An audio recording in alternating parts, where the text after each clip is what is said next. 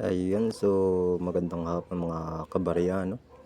Kahit sa sobrang tagal na ng ating mga coin, kita mo nyo naman yung mga kintab, talagang halos hindi talaga siya nagbabago, no? Talagang ang kintab ng ating koleksyon, mga idol.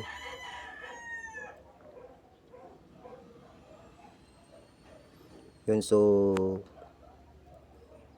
bagong koleksyon na naman tayo mga idol.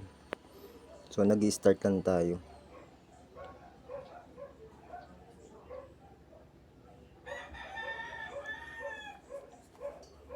Sobrang kintab, halos talagang ayan, no?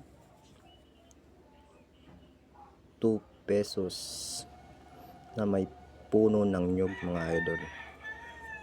Ayan mga kabaraya, so, sobrang kintab. So halos hindi talagang nagbabago yung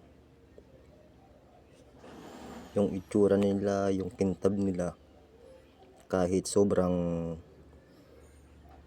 tagal na mga kabarya, no? Talagang solid talaga mga kabarya.